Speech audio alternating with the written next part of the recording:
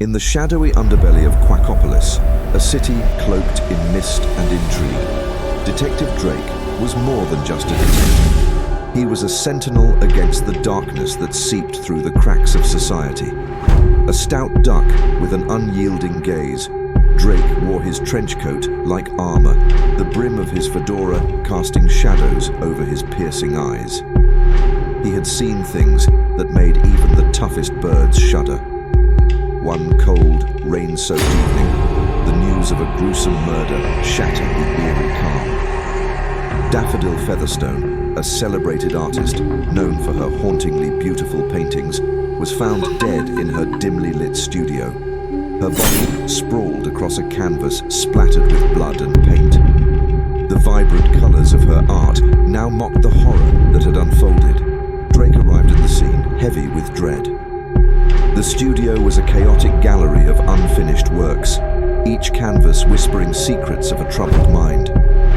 Daffodil lay lifeless, her eyes wide with the terror of her final moments.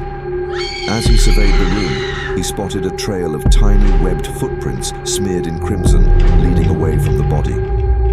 His instincts kicked in. He followed the trail through the slick, rain-soaked streets to a nearby cafe where whispers of envy and rivalry echoed among the artists huddled in shadowy corners.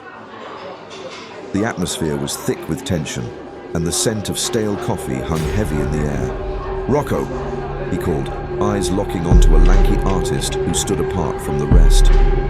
"You had a bitter rivalry with Daffodil, didn't you?" Rocco's feathers bristled, but before he could retort, the cafe's door burst open. A trembling pigeon staggered inside, clutching a crumpled note in its beak, its eyes wide with fear. "Detective, you have to see this!" The pigeon gasped, dropping the note at Drake's feet. Drake snatched it up, his heart pounding as he read, "I know what you did, Rocco. Meet me at the old mill at midnight, or the truth will be exposed." The air in the cafe grew suffocating, and all eyes turned to Rocco, whose pale beak quivered.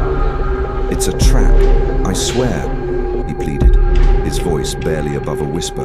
Drake's mind raced with possibilities, the darkness of the situation settling in like a thick fog. Just as he opened his mouth to question Rocco further, the lights flickered, plunging the cafe into a disorienting gloom. A figure loomed in the doorway, cloaked in shadows, eyes glinting with malice. "Detective Drake," the figure rasped, its voice like gravel. "You've poked your beak where it doesn't belong. Let's see if you can fly." Before Drake could react, the figure lunged and chaos erupted. Tables overturned, chairs flew, and in the turmoil, he caught a fleeting glimpse of Rocco darting for the back exit, panic etched across his features. Drake had a choice: pursue the fleeing artist, who might hold the key to this dark puzzle, or confront the looming threat that promised pain and peril. Time stretched taut as a bowstring, the weight of the decision pressing down on him. With a deep breath, he chose to follow Rocco, knowing the truth hung precariously in the balance.